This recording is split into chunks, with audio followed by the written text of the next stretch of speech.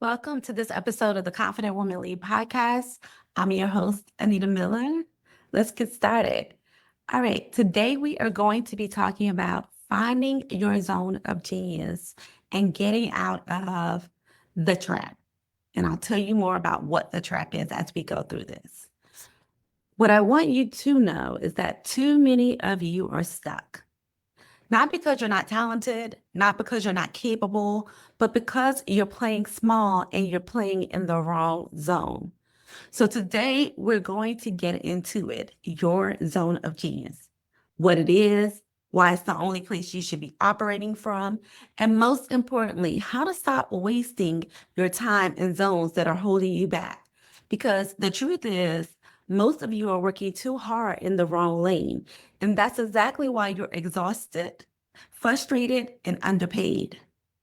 So, you ready to break it all the way down? The 4 zones. There are 4 levels of work people operate from, but only one leads to long-term success. And I need you to clock where you're spending your time. Zone 1 will start with the zone of incompetence. This is where you're doing things you're not good at and don't enjoy. Every time you touch it, it drains your energy. An example would be you're a high performer in your job, but every month they have you fiddling with spreadsheets and finance reports that make no sense to you. It's a job or a task that will take you 5 hours to do that would take an accountant operating in their zone of genius just 20 minutes. And just because you can do it doesn't make it a badge of honor. That's a mismanagement of your talent and of your time and, quite frankly, of you. Let's say in your personal life, maybe it's cooking, maybe it's tech, maybe it's handling all the household management when you hate logistics. Stop forcing yourself to be good at something and, quite honestly, everything when it's not your lane. I want you to learn how to get help, ask for help, delegate, outsource, and move on. Zone 2, the zone of competence. This is where most of y'all are stuck. You're good at it. You can do it in your sleep, but you don't love it and it does not light you up. So an example of your zone of confidence would be you've been working in HR for 10 years. You know every policy, every process, and everybody at the company comes to you for answers. But you hate it now. It bores you. You feel drained at the thought of another performance review cycle, another DEI task force, another same old, same old. But you stay because you can do it, because you're really good at it, because there's a part of your ego that likes that validation, even though you're not getting sharper, even though, yes, you can do it, but it's not the best of you. Too many of us are conditioned to please, to stay where we are because we are needed by our job, by our families, by our communities. But nobody is responsible for your fulfillment except for you. And just from a human nature perspective, no one's going to ensure that you are fulfilled, that you carry out your destiny or your calling, but you. So just because you're good at it doesn't mean you should be doing it. It certainly doesn't mean that's where you should stay. Zone 3, the zone of excellence, the trap zone. Now, this is where my high achievers are caught up at. You are excellent at what you do, and people pay you well for it. It's a strong skill, but there's a problem. It doesn't fulfill you. Maybe you're an attorney, you win cases, you've got all the accolades, you making double 6 figures, but inside you're restless, you're stressed. The work takes more from you than it gives. But it's hard to leave because, it's that good money and you've built your whole identity around being great at this thing. Let me say this one, and I'll say it loudly. Excellence is not the same as alignment. Excellence is not the same as alignment. Being great at something doesn't mean it's your calling. And if you're in your zone of excellence, you must ask yourself, is it really what I'm meant to do? Or is it just something I am really skilled at? And then that brings me to where I want you to start operating from, which is your zone of genius. Your zone of genius is the work you were born to do. It's what comes naturally to you. It's what excites you. It's what lights you up and doesn't drain you, even when it's challenging. An example for this would be a woman who can walk into a room and command attention. You know how to position people, how to make connections, how to see the gaps others miss. Your genius, strategy, influence, power positioning. This is me. This is me operating in my zone of genius.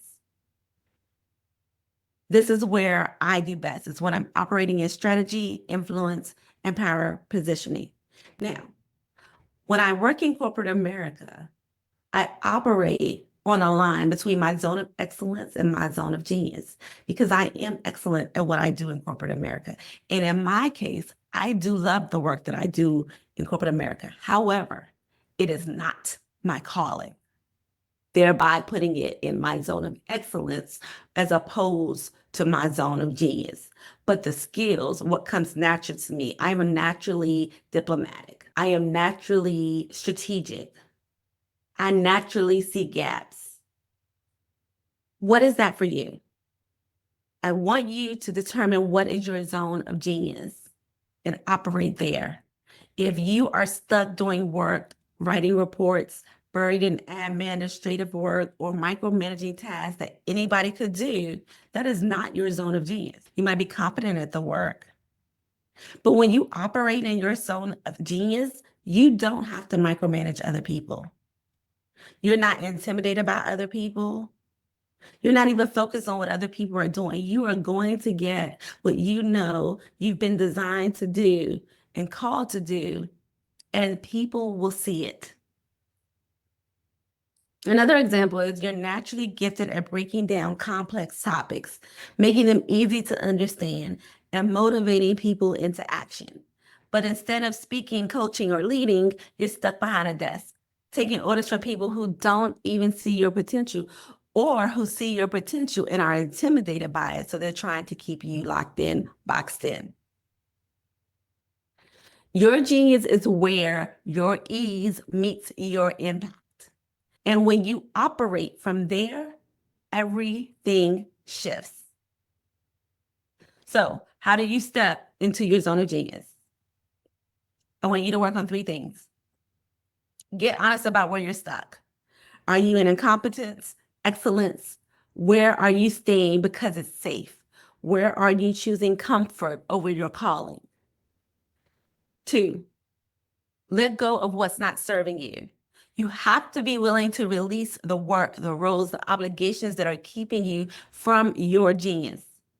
That means saying no.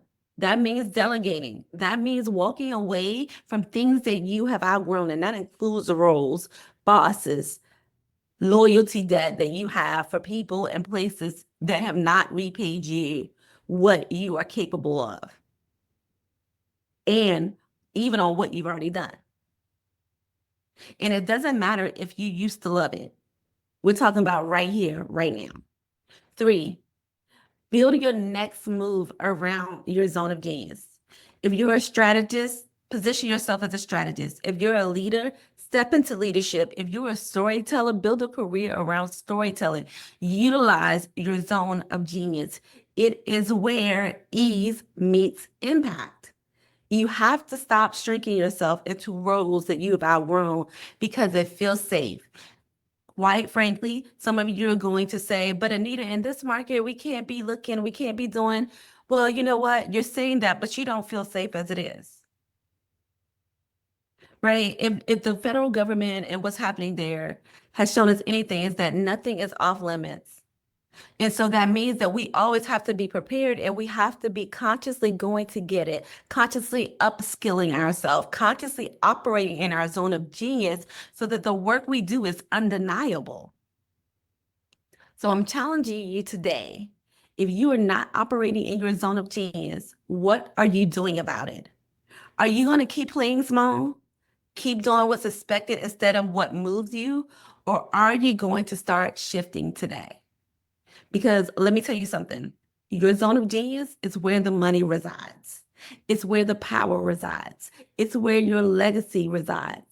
And if you don't claim it, you'll spend your whole life working harder than you have for less than what you deserve. And I don't want that for you.